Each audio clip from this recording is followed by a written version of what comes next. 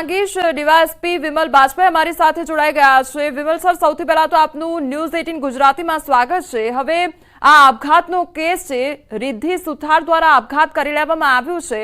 પહેલા તો આખી ઘટના શું છે એ જાણવા માંગીશ।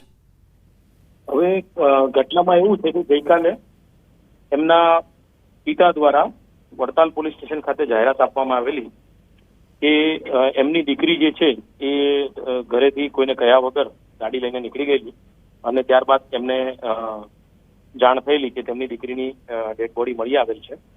તો રિદ્ધિ સુથારના જે પિતા છે એમની જાહેરાત લઈ પોલીસે અકસ્માત મોતનો ગુનો નોંધીને આગળ તપાસ હાથ ધરેલી છે।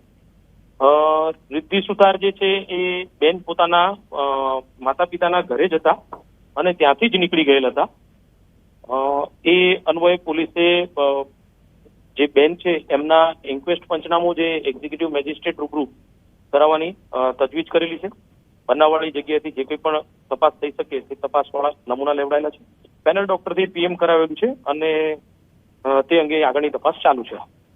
જી વિમલ સર, અહીંયા સવાલ એ પણ થઈ રહ્યો છે કે રિદ્ધિ પોતાના પિયર હતા અને ત્યાંથી નીકળી ગયા, ત્યારબાદ આ પગલું ભરવામાં આવ્યું છે, તો શું કોઈ બોલાચાલી થઈ હતી, કોઈ એવો બનાવ થયો હતો તેના કારણે ઘરથી બહાર નીકળ્યા, કોઈ એવી પ્રકારની માહિતી? તેમના પિતાની જયારે આજે પૂછપરછ કરવામાં આવેલી તો તેમનું જણાવવા મુજબ રિદ્ધિબેન થોડા સંવેદનશીલ મગજના હતા અને ગઈકાલે જયારે નીકળ્યા તે દરમિયાનમાં એમના માતા પિતા સાથે કે એમના પતિ સાથે કોઈ પણ પ્રકારની કોઈ ચર્ચા કર્યા વગર નીકળેલા હતા। પરંતુ તે અંગેની વિશેષ વિગતો મેળવવા માટે પોલીસ હાલ તપાસ કરી રહી છે કે ખરેખર એમના મૃત્યુનું કારણ શું છે। જી વિમલ સર, અહીંયા રિદ્ધિએ પોતાનું જીવન ટૂંકાવી દીધું છે, એટલે આ કોઈ એક ક્ષણની વાત નહીં હોય, કદાચ અઠવાડિયાથી 10 દિવસથી કદાચ મહિનાઓથી તેમના મગજ પર કંઈક અસર થઈ હશે અને કંઈક વિચારતા હશે, એટલા માટે આટલું મોટું પગલું ભરી દીધું હશે। એટલે શું પરિવારજનોને આ પ્રત્યે કોઈ પણ પ્રકારની જાણ હતી કે તે કંઈક એવું દુઃખ અનુભવી રહ્યા છે જેના કારણે આ પગલું ભર્યું છે?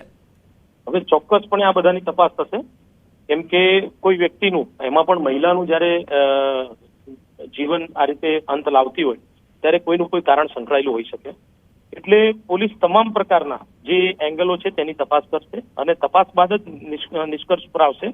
પરંતુ પ્રથમદર્શી રીતે જયારે આજે એના માતા પિતાની પૂછપરછ કરવામાં આવેલી, કેમ કે પરિવારમાં સૌથી નજીક એના માતા પિતા હોય, એના પિતાની આજે પૂછપરછ કરવામાં આવેલી છે, તો તેઓએ અત્યારે હાલના તબક્કે કોઈ પણ પ્રકારની શંકા વ્યક્ત કરેલ નથી। પરંતુ તેમ છતાં પોલીસ તમામ વૈજ્ઞાનિક રીતે અને જે ટેકનિકલ રીતે પણ એની તપાસ કરશે। જી વિમલ સર, આપ અમારી જોડે જોડાયા તે બદલ આપનો આભાર।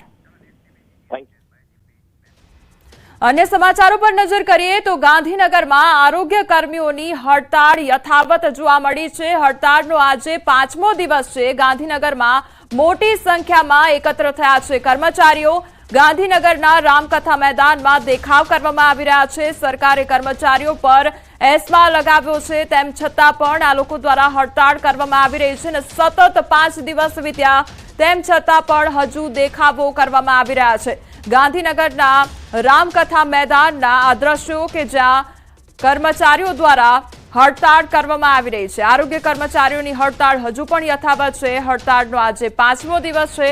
સંવાદદાતા સંજય અમારી સાથે જોડાઈ ગયા છે। સંજય, આરોગ્ય કર્મીઓ હજુ પણ આકરા પાણીએ જોવા મળી રહ્યા છે, સતત 5 દિવસથી હડતાળ, કયા પ્રકારનો માહોલ ત્યાં આગળ જોવા મળી રહ્યો છે, શું માંગ મૂકવામાં આવી છે?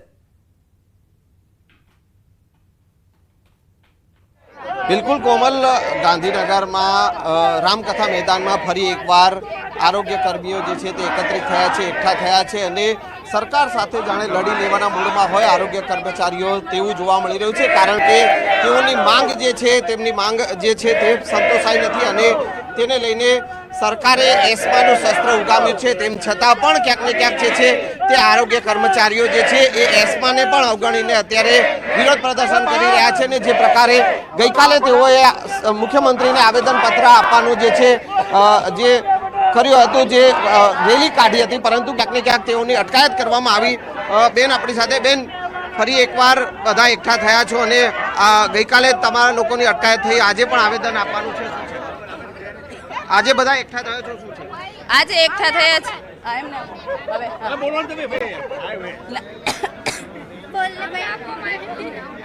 આજે ફરી એકવાર એકઠા થયા છો, શું છે?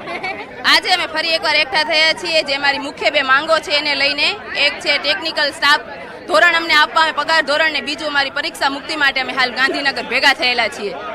એસમાં લગાડ્યો છે અને તેમ છતાં પણ બધા જ કર્મચારીઓ પોતાની માંગ ઉપર અડગ છે. એ અમારી કર્મચારીની એકતા છે જે અમે બનાવી રાખવાના છીએ, અને કર્મચારીની એકતાથી જ અમે આગળ વધીશું. અને મહાસંઘ અમારી સાથે છે. અમારી કોઈ ગેરવ્યાજબી માંગ છે નહીં, અમારી વ્યાજબી માંગ છે. અમે ટેકનિકલ કામ કરીએ છીએ અને અમે ટેકનિકલ પગાર ધોરણ માંગીએ છીએ. એ અમારી કોઈ ગેરવ્યાજબી માંગ છે નહીં, અમારી વ્યાજબી માંગ છે જે અમારી પૂરી કરવામાં આવે. બિલકુલ બેન, શું છે આજનું શું આવે આયોજન છે? આજનું અમારું એવું આયોજન છે કે અમે લોકો અમારા કપડાં, બિસ્તરા, પોટલા લઈને આવી ગયા છીએ. કદાચ 2 દિવસ, 15 દિવસ કે 5 વર્ષ થઈ જશે ને તો અમે ગાંધીનગર છોડવાના નથી. બાકી આ વખતે અમે અમારા હકનું જતું કરવાના નથી. અમારો હક લઈને જ રહેશું. અમારો હક ખરેખર અમને મળવા પાત્ર છીએ. અમે ટેકનિકલ છીએ. સરકારે ઠરાવ કરી નાખ્યો છે. સરકાર પણ માને છે કે અમે ટેકનિકલ છીએ, પણ કેમ સમજતી નથી કે અમારી અમલવારી નથી થતી. ગુજરાતમાં સૌથી ઓછો ગ્રેડ પે અમારો છે. સૌથી વધુ કામ અમે કરીએ છીએ. ગુજરાત ભારતમાં સૌથી આગળ પડતું છે. સૌથી વધુ કામ અમે કરીએ છીએ અને અમે કોરોના વોરિયર્સ છીએ. અમે અમારો હક છોડશું નહીં અને હક લઈને જ રહેશું. અચ્છા, ટેકનિકલમાં તમને ગણવામાં આવે તો તમને કયા કયા લાભો મળી શકે? અરે અમને જો ટેકનિકલ ગણે તો અમારા બધાના પગાર ધોરણના સુધારા થાય. ટેકનિકલ ધોરણ પ્રમાણે અમારે પગાર સુધારણા થાય કે જે બીજી કેડરને મળે છે. અમે ખરેખર ટેકનિકલ કામગીરી કરી છે તે રીતનું અમારો પગાર ધોરણ થઈ શકે.